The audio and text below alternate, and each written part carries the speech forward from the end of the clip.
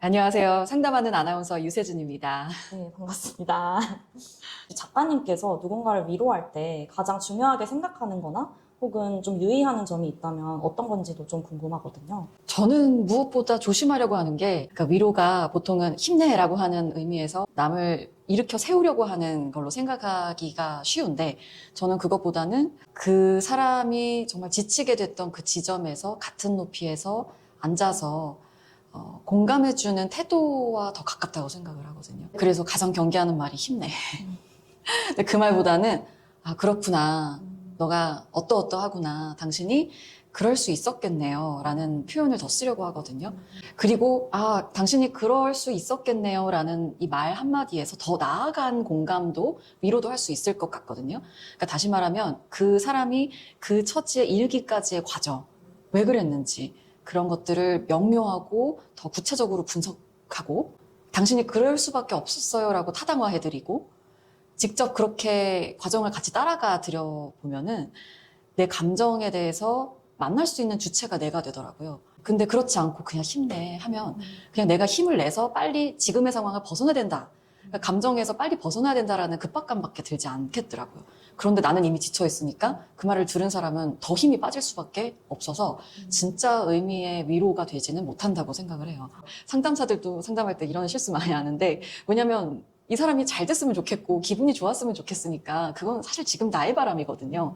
나의 바람을 투사한다라는 표현을 쓰는데 투사하게 되다 보면 그냥 좀 조언을 하게 되거나 실질적인 도움을 더 전해주려고 하거나 좀 이렇게 보시면 어때요? 라는 조언을 건네게 되는 경우가 많거든요. 물론 상담에서도 교육이나 어떤 상담사 본인의 지혜나 경험을 나누는 경우도 분명 많지만 진짜 본질적인 감정을 만나고 존재를 안아주는 일이라는 측면에서는 사실 동떨어져 있다는 거죠. 사실 우리가 위로를 받는다는 게 뭔지 감각이 없는 것 같아요. 저도 최근에 글을 쓰면서 또 저도 상담을 받거든요. 상담을 받으면서 이게 위로였어? 이게 공감이었어? 다시 공감의 재경험이 되는 일이 있었어요. 그래서 그런 순간들을 마주하다 보니까 생각보다 감정을 만나는 거에 대해서 익숙하지 않은 분들이 정말 많겠다. 그러니까 그런 지점에서 조금은 나의 언어도 당신에게 지탱해주는 언어가 됐으면 좋겠다. 그런 생각을 하면서 썼습니다. 네. 사실 이제 한국 사회에서 우울증 유병률이 높다는 거는 전 세계적으로 이미 유명한 사실이잖아요.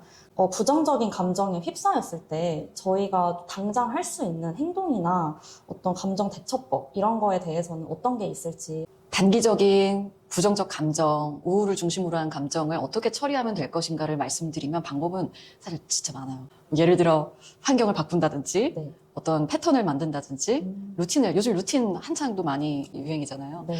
근데 제가 쓴 책의 맥락에서나 감정을 온전히 느끼고 나를 안아준다는 측면에서는 그렇게 그 방법을 찾다 보면 내 감정과 더 멀어지는 일이 생기더라고요.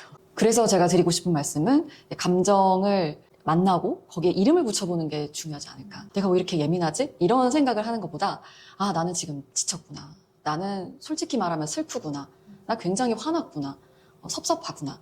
그렇게 감정에 이름을 붙이는 일이 굉장히 중요합니다. 그 감정에 이름 붙이는 걸 많이들 좀 두려워하거나 잘 몰라 하시거나 좀 주저하시는 것 같아요. 아마도 이름을 붙여버리면 어떻게 돼버릴까봐, 무너져 버릴까봐.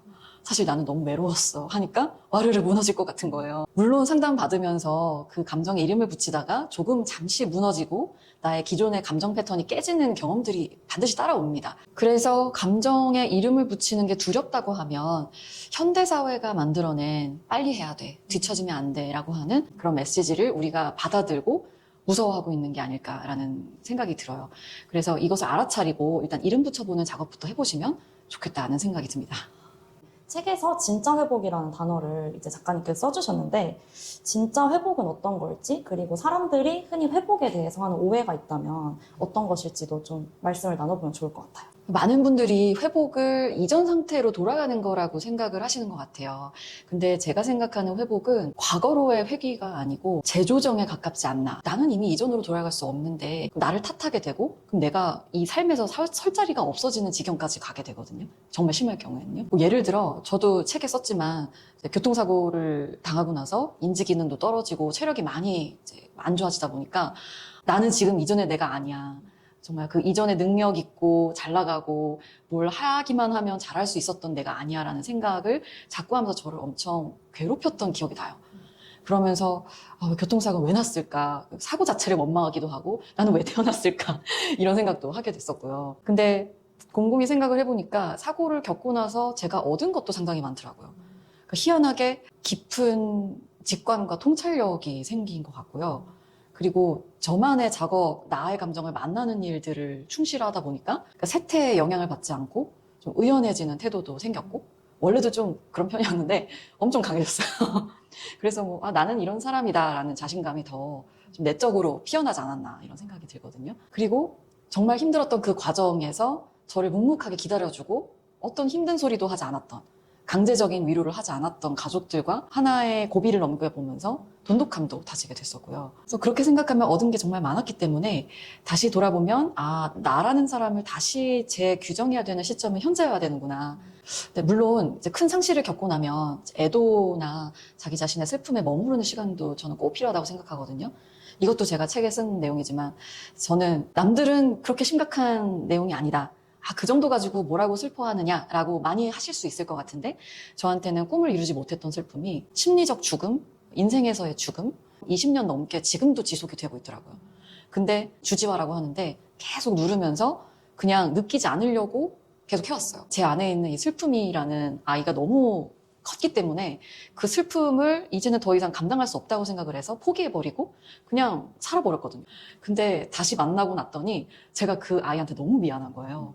내가 알아줄 수 있는데 내가 못 알아줬구나. 그러니까 자식으로 비유해도 그렇잖아요. 알아줄 수 있는 건데 엄마인 난데 내가 너를 못 알아줬구나. 미안하다. 이런 마음이었어요. 그래서 저도 지금도 20년 넘게 그 애도 작업을 하고 있거든요. 그래서 애도도 필요하고 그 애도를 바탕으로 쌓여진 나와의 만남 속에서 재조정도 필요한 것 같습니다. 저희 한국 사회에서 두드러지는 또 한 가지 특징이 바로 좀 눈치 보는 문화. 그래서 타인의 시선을 과하게 의식을 한다거나 남에게 좀 좋은 사람이 되어야 한다는 그런 강박적인 정서가 있다고 느껴지는데요. 이런 사회 분위기 속에서 다정함을 잃지 않으면서도 나를 지킬 수 있는 방법이 있다면 그러니까 나를 지치지 않게 하는 다정함이어야 된다고 생각해요. 그런데 상담하다 보면 많은 분들이 나를 위한 다정함이 뭐지? 그 감각부터가 없는 경우가 많으시더라고요. 그래서 저는 그것부터 알아차리는 게 좀 중요하시다. 한국인들이 눈치 문화가 많이 발달해 있어서 그 언어로 표현하는 것도 어색하고 일단 알아차리기조차 좀 어려워하시는 분들이 많거든요. 그래서 이제 신체화, 몸으로 표현하는 경우가 많으세요. 남을 위한 배려를 선택했는데 유독 몸이 피곤하고 괜히 내일이 기다려지지 않는다든가 몸의 피로도를 점검해 보시는 것도 좀 좋을 것 같고요. 배려를 꼭 당장 해야 된다라는 그 급박감을 안 가지셔도 될 것 같아요. 그러니까 다시 말하면 시간을 좀 두면서 다시 내 생각을 정리하고 감정을 표현할 수 있는 어떤 그 틈을 좀 두라는 말씀이죠. 그래서 잠시만요. 제가 조금 이따가 말씀드려도 될까요? 이렇게 말씀을 나눈 다음에 이게 지금 남을 위한 배려인가 좀 나를 위한 어떤 다른 무엇인가 이 고민을 해보시는 것도 괜찮을 것 같고요. 타인으로부터 호감과 호의, 다정함을 받아보는 경험도 해보셨으면 좋겠어요. 이 경험이 지금 사회에 되게 많이 부족하다고 생각하거든요. 근데 저도 진짜 힘들었을 때, 나를 위한 다정함마저도 에너지가 없었을 때를 생각해보면 남들이 저한테 말을 걸 때도 너무 힘들고 버겁고 그냥 저는 남한테 친절함을 베풀 힘이 없으니까 그냥 무반응. 가끔은 또 까칠함으로 대했던 때도 있었던 것 같거든요. 근데 그때 저한테 친절하게 대했던 분들의 친절함을 저는 기억을 해요. 그래서 그 기억을 고마움으로 가지고 나서 제가 힘이 생겼을 때 그때 다정함으로 베풀어 보는 것도 저는 돌고 도는 선의의 사회에서는 좀 좋지 않을까. 또 집단 상담이라는 세션이 있습니다. 정말 많은 사람들이 이렇게 둘러 앉아서 이 가상의 시뮬레이션인 거죠. 그러니까 시뮬레이션의 상황에서 내가 대인관계 속에서 어떤 불편함을 느끼는지, 내가 이 말을 했을 때 그게 어떻게 들리는지, 그때 서로의 마음, 감정은 어떤지 이걸 실험적으로 주고받아 볼 수 있는 그런 세션이거든요. 그런 세션도 꽤 많이 보편화되면 또 좋을 것 같습니다. 저희가 지금 이제 디지털 시대, AI 시대를 맞이했잖아요. 앞으로 이제 기술은 더더욱 발전해 나갈 텐데요. 직접 소통이 사라지고 개인화가 심화되는 이 사회에 좀 저희에게 지금 필요한 감정 어떤 것일지 좀 여쭤보고 싶습니다. 저는 가장 회복이 시급한 건 체감되는 연결감인 것 같아요. 그냥 연결감이 아니고 느껴지는 진짜 연결감. 저의 정의로는 안정감으로도 표현하고 싶은데 SNS 또 AI도 이제 등장했고 모든 것과 연결돼서 언제든지 선택하면 연결될 수 있거든요. 그리고 저희가 뭐 다 직접 말을 하진 않지만 저녁에 다 릴스 보고 유튜브 보고 넷플릭스 보고 하잖아요. 그 연결은 쉽습니다. 근데 사회 전반으로 봤을 때는 지금 우리에게 부족한 건 안전한지, 그러니까 안전하다는 거는 내가 어떤 것에도 판단받지 않고 재단당하지 않고 비교되지 않을 수 있는 문화 속에서 안전할 수 있는가인 것 같아요. 왜냐면 그런 매체를 계속 접하면서 비교하고 평가하고 하는 것들이 너무 자연스럽게 이루어지잖아요. 그리고 AI와의 관계를 보면 저도 AI 사용을 정말 많이 합니다만 AI와 인간이 맺는 관계 때문에 제가 혼자 있는 시간이 많아진 것 같거든요. 업무 효율성도 굉장히 높아졌고 근데 잘 보면 AI와 대화를 많이 하지만 제가 저와 대화를 많이 하는지를 생각해보면 그렇지도 않더라고요. 그래서 내가 진짜 내 목소리, 내 감정에 귀 기울이는 시간이 더 많이 늘어나야 한다. 그거는 누구에게나 필요하지 않을까. 그리고 이제 사회 전반의 보편적인 감정을 물어보셨는데 이제 우울이 만연해 있다고 말씀을 나눴잖아요. 근데 우울의 또 반대말, 또 같은 말이기도 한 동전의 양면은 분노거든요. 그러니까 그만큼 집적돼 있는 분노, 해결되지 않고 해소되지 않은 우울들이 만연해 있다는 생각이 들어요. 그러니까 억울함, 내가 미처 표현하지 못했지만 풀어지지 않고 설명할 수 없었던 감정들. 이런 감정들이 온전히 다 해결이 되려면 사회 보편적으로도 그런 감정들을 나눌 수 있는 장들이 더 많아지면 연결감 느끼는 것으로도 잘 이어지지 않을까 이런 생각을 해봤습니다.